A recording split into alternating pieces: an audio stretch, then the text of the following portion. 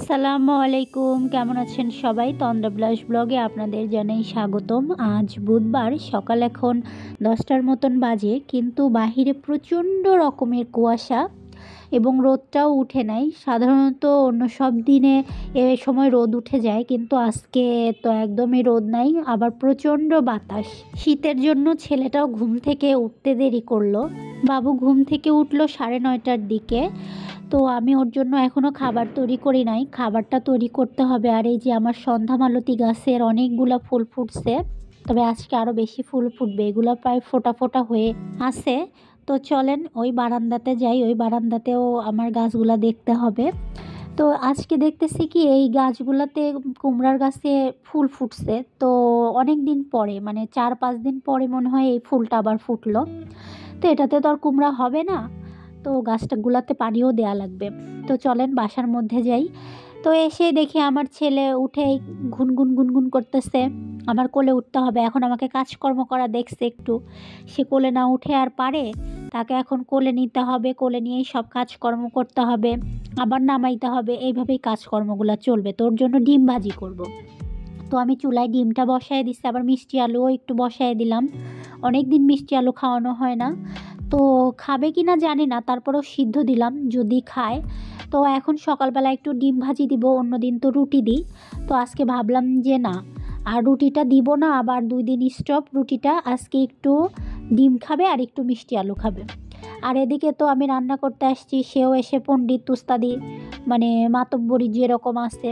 এ বাবা, এই জীবনের প্রথম আমি মনে হয় ডিমটা একটু ভালো মতন উল্টানি দিতে পারলাম। আপনারা তো সাধারণত আমার ব্লগগুলোতে দেখবেন যে আমি ডিম ভাজি করলে কখনোই ঠিক মতো আমি উল্টাই না, মানে উল্টাইতে পারি না বা চেষ্টাও করি না। তো আজকে মানে কোন কপাল করে সকালবেলা উঠছিলাম যে ডিমটাও ঠিক মতো একটু উল্টানো গেল। তো যাই হোক, বাচ্চাটাকেও একটু খাওয়াই দেওয়া লাগবে, কারণ হচ্ছে ওকে খাওয়াই দিয়ে আজকে একদমই কাজ করতে ইচ্ছা করতেছে না। কারণটা হলো প্রচণ্ড রকমের ঠান্ডা, পানি ধরতেও ইচ্ছা করছে না, তারপরেও তো কিচ্ছু করার নাই, করতেই হবে। আর দেখছেন গরম জিনিসপত্র নিয়ে টানাটানি শুরু করছে, না দিলেই কান্নাকাটি। তো এইভাবেই আমার জীবন চলতেছে। বাবুকে খাওয়ানোর পরে আমিও একটু রুটি বানাইলাম, রুটি বানাই একটু চা দিয়ে খাবো। এখান থেকে যদি বাবু একটু খায় খাবে, না খায় না খাবে, কারণ ও ডিম খাইছে, একটু মিষ্টি আলু খাইছে, অল্প একটু মিষ্টি আলু আছে। তো এটা ভাবছি একটু পরে আবার খাওয়াই দিব। তো চলেন আগে নাস্তাটা কমপ্লিট করে নিই, আবার বাবুকে নিয়ে একটু ছাদে যাওয়ার ইচ্ছা আছে। একটু একটু দেখতেছি রোদও বের হয়েছে।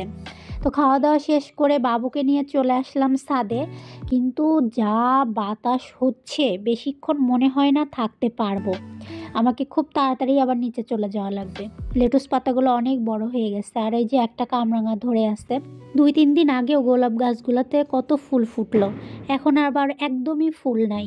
মানে শীতের জন্য কোনো গাছপালা হয়ে আসলে শান্তি নাই।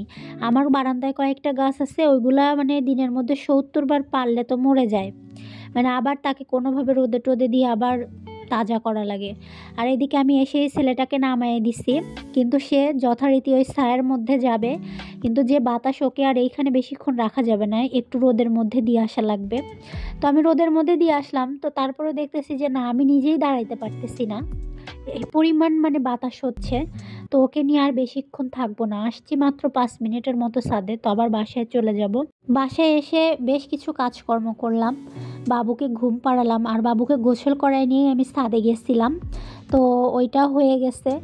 আর এদিকে ওকে খাওয়াইতে গিয়ে ও কিচ্ছু তেমন একটা খাইলো না। তারপরে ওই ঘুম এসে গেল যখন, আমি ওকে ঘুম পাড়াইয়ে দিলাম। আর চিন্তা করলাম যে তাহলে আমি ঝটপট একটু রান্নাটা করে ফেলি, কারণ রান্নাটা করে ফেললে একটা বিশাল বড় কাজ মাথা থেকে সরে যায়, কোনো ঝামেলা থাকে না। তো এই জন্য আমি ঝটপট গরুর মাংস বের করলাম, একটু করে ভাবলাম যে একটু রান্নাটা তাড়াতাড়ি তুলে দিই। এর মধ্যে কখন আবার বাবু উঠে যায় বলা তো যায় না। আর গরুর মাংস রান্না করতে যথারীতি যেসব মশলা সাধারণত আমরা ব্যবহার করি ওইগুলাই আমি দিচ্ছি। আর এইখানে একটু দিলে আমি দিব হচ্ছে কাশ্মীরি রেড চিলিটা। যদিও এবারে রেড চিলিটা না আমার অনেক খারাপ পড়ছে, তেমন একটা কালার আসছে না। মানে কালার তরকারিতে দিলে হয় কি, তরকারির রঙে চেঞ্জ হয়ে যাচ্ছে, আগে কখনো এরকম হয়নি।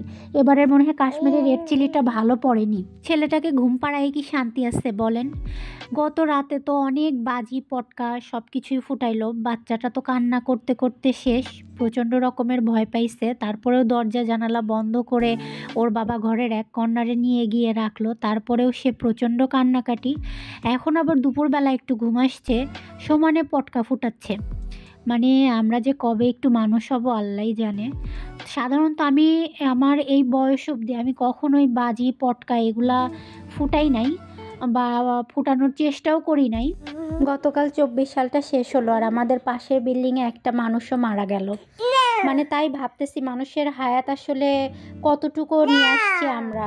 ওই মানুষটা তো চিন্তাও করে নাই যে সে মারা যাবে, 25-এতে সে থাকবে বা দেখবে, বা আমরাই চিন্তা করি এমন, কিন্তু আসলে আল্লাহ যা চাইবেন ওইটাই হবে। ওইটার আসলে মানে বাহিরে কিছুই হবে না, এটা আমাদেরকে মেনে নিতেই হবে বা এই বিশ্বাসটা রাখতে হবে।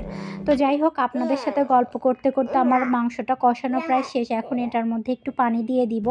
পানি দিয়ে বেশিক্ষণ মানে ফুটাবো না, একটু রেখে দিব, কারণ রাতে আবার একটু ফুটাইতে হবে। এখন আবার ঝটপট একটু বাবুর তরকারিটা চুলায় দিয়ে দিব। আমিও খাইনি, আমারও ক্ষুধা লাগছে, আমিও একটু খাবার খাবো। আর এই যে আমার মাংস রান্না অলমোস্ট শেষ, তো আর একটু ফুটাইতে হবে, সেটা রাতে। তো এটাই হচ্ছে আমার মাংস রান্নার ফাইনাল লুক। তো চলেন, বাবুও উঠে গেছে, ওকেও এখন আবার একটু খাওয়াবো, ওর রান্নাটাও প্রায় শেষ। তো চলেন ওর জন্য কি রান্না করলাম আপনাদেরকে দেখাই।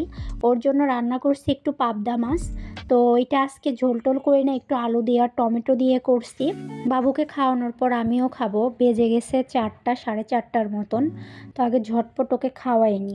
এখন যে ভিডিওটা আপনারা দেখছেন এটা গত রাতের ভিডিও, অসম্ভব রকমের বাজি পটকা ফোটানো হয়েছে। তো আজকের ভিডিওটা এখানেই শেষ করছি। সবাই ভালো থাকবেন, সুস্থ থাকবেন, সাবধানে থাকবেন। কে কোথা থেকে দেখছেন আমাকে অবশ্যই জানাবেন। আমার ভিডিওটা ভালো লাগলে একটা লাইক, কমেন্ট, শেয়ার করে দিবেন। আর আমার চ্যানেলটাকে অবশ্যই সাবস্ক্রাইব করবেন। ইনশাল্লাহ দেখা হবে পরের একটা ব্লগে।